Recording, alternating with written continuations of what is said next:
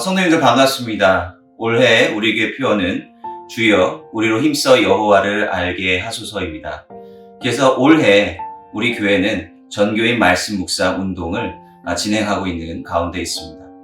근데 성도님들께서 이 묵상이라고 하는 말을 많이 들어보셨겠지만 그래도 막상 이 묵상을 하려고 하면 또 막막한 그런 느낌이 있을 것 같습니다. 그래서 저희 교회에서는 이 말씀 묵상에 대한 안내 영상과 또한 이제 나눔의 영상 등을 제작해서 또 함께 공유할 예정입니다. 이 자리에 담임 목사님께서 함께하고 계십니다. 신년 첫째 주 설교 말씀을 통해서 우리 교회의 새로운 표어에 대해서 메시지를 전해주셨습니다. 그럼 다시 한번 우리 교회의 표어와 말씀 운동의 취지에 대해서 다시 한번 설명해 주시면 감사하겠습니다. 네, 성도 여러분, 여러분들 아시는 것처럼 금년도 우리 교회 표어는 선지자 호세아가 했었던 주여 우리로 힘써 여호와를 알게 하소서입니다. 호세아 선지자는 북왕국 이스라엘 당시에 활동했던 선지자였는데 그는 멸망해가는 나라를 보면서 왜 하나님의 택하신 백성, 그 선민들로 이루어진 나라가 이러한 쇠퇴의 길을 걸어가는가 하는 것을 고민했습니다. 그리고 호세아가 내린 진단은 하나님의 백성인 이스라엘이 하나님의 말씀을 제대로 알지 못하고 여호와 하나님이 누구이신지를 제대로 깨닫지 못하는데 그 근본적인 원인이 있다고 생각을 했습니다. 그래서 호세아는 우리로 하여금 여호와를 알게 해달라고 하는, 또 우리로 힘써 여호와를 아는 삶이 있게 해달라고 이야기했던 것입니다. 여러분, 호세아가 했던 이 말은 오늘 우리에게도 그대로 적용이 된다고 믿습니다. 여러분, 우리가 누군가를 사랑하면 그 사람을 알고 싶어지겠죠. 우리가 하나님을 사랑한다고 하면 그분이 어떤 분이신가 하는 것을 올바로 알아야 합니다. 우리가 흔히 이야기하는 종교개혁, 그것은 말씀 운동이었었습니다. 오직 성경으로, 또 존 웨슬레 목사님이 하셨던 감리교 운동도 바로 말씀 운동이었습니다. 예전에 우리 한국교회는 사경회라고 하는 아름다운 전통이 있었습니다. 성도들이 며칠씩 모여서 하나님 말씀에 흠뻑 젖어 여호와 하나님이 누구이신지, 하나님의 말씀이 무슨 의미인지를 공부했었던 그런 전통이 있었습니다. 그러나 오늘은 그러한 모습을 찾아보기가 어려운데, 특별히 2021년 참 어지럽고 혼란스러운 세상 가운데 살아가면서 우리가 다시 한번 하나님 말씀을 올바로 깨닫고 여호와 하나님이 누구이신가 하는 것을 알아가는 그러한 과정이 필요하다고 생각을 합니다. 그래서 우리 교회 2021년에는 모든 성도들이 하나님 말씀을 깊이 묵상하는 가운데 여호와 하나님이 누구이신가 하는 것을 더 잘 알아가는 한 해가 되는 그런 축복의 시간이 되기를 바라면서 우리가 2021년 교회표를 그렇게 정하는 것입니다. 네, 감사합니다. 근데 저희가 또 하려고 하는 것이 우리가 묵상을 통해서 받았던 그 은혜를 나누는 것입니다. 그래서 이 은혜를 나눈다라고 하는 것이 무슨 의미고, 이러한 나눔을 통해서 어떠한 유익을 우리가 얻을 수 있을까요? 은혜를 나눈다고 하는 것은 여러분들이 만난 하나님, 여러분들이 깨달은 하나님 말씀의 의미를 다른 사람들과 공유하는 것입니다.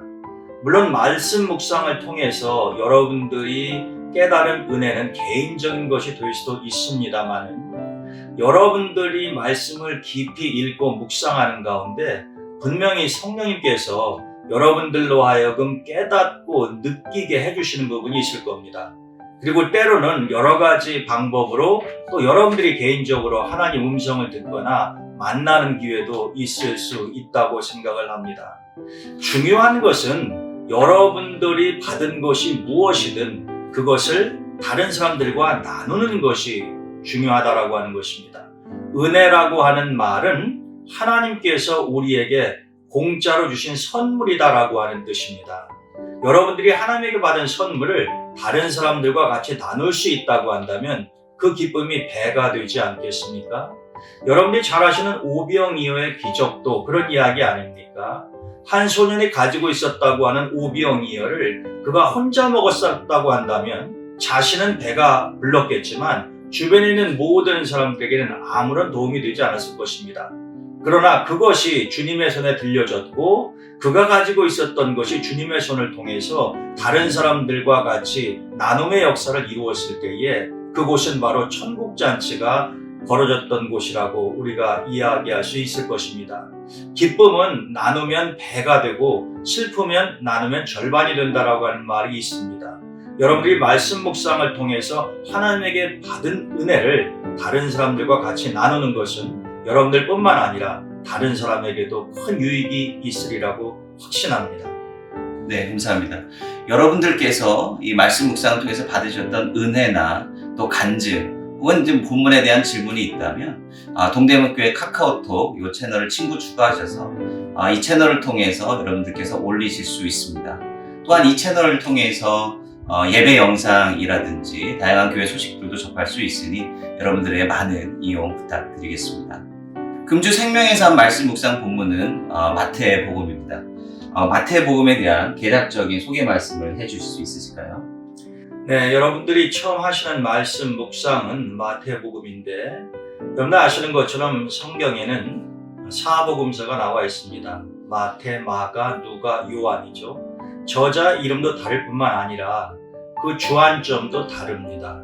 근데 첫 복음서인 마태복음은 세리 마태가 기록한 것으로 알려져 있는데 그는 특별히 유대인들을 생각하면서 이 복음서를 기록을 했습니다. 그래서 여러분들이 마태복음 1장 첫 부분을 읽어보시면 마태는 아브라함과 다윗의 자손 예수 그리스도의 세계라 이렇게 말을 시작을 하죠. 예수님께서 아브라함과 다윗의 후손 즉 유대인이셨다라고 하는 것을 강조하는 것입니다. 여러분 생각해보면 참 묘한 것이 예수님은 유대인이셨지만 유대인들이 예수님을 죽이는데 앞장섰습니다. 물론 로마 총독 빌라도가 예수님에게 최종적으로 십자가형을 언도하지만 사실은 빌라도를 그렇게 몰아간 데에는 제사장들을 포함한 이 유대인들이 주도적인 역할을 했다라고 하는 것입니다. 왜 그러한 일이 일어났을까요? 그것은 바로 그들이 예수님이 어떤 분이신가 하는 것을 알지 못했기 때문에 같은 동족이라고 말할 수 있는 유대인임에도 불구하고 예수님을 십자가형에 처하게 한 것입니다.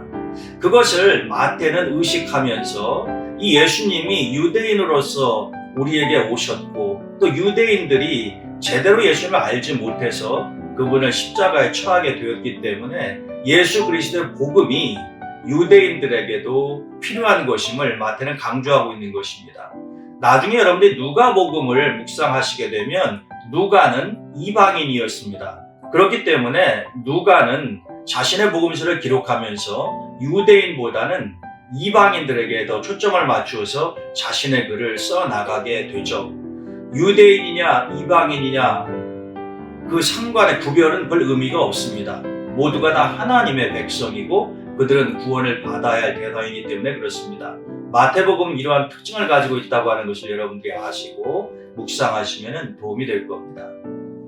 네, 감사합니다. 이 영상에 앞으로 게스트로 나오시기 원하시는 분들은 언제든지 말씀해 주시고 함께 이 자리에서 여러분들께서 받으셨던 은혜를 함께 나눠주셨으면 좋겠습니다. 앞으로도 아까 말씀드렸던 것처럼 이 카카오 채널이나 저희들에게 직접 연락을 주셔서 여러분들께서 받으신 그 은혜를 우리가 함께 나눈다라고 한다면 이 자리가 더욱더 풍성하게 채워질 수 있을 것이라 생각합니다. 네, 성도 여러분, 금년 한 해뿐만이 아니라 앞으로 여러분들이 살아가시면서 이 말씀 묵상은 계속 하실 수 있기를 원합니다. 또 교회에서 여러분들을 초대해서 여러분들이 받았던 은혜를 같이 나누고자 하는 시간을 마련할 때 여러분이 적극적으로 참여해 주시고 또 여러분들이 받으셨던 은혜를 다양한 방법으로 다른 성도들과 공유해 주시면 좋겠습니다. 이렇게 해서 우리 동대문교회 성도들이 하나님 말씀에 풍성해지고 그 말씀 가운데 뿌리를 내려 흔들리지 아니할 때에 우리 교회는 영적으로 성숙해지고 또 그것을 바탕으로 양적인 부흥도 이루어 갈 수 있으리라고 확신합니다. 여러분들이 금년 한 해 열심히 말씀 묵상하는 그런 시간들을 가지시기를 주님의 이름으로 축원드립니다.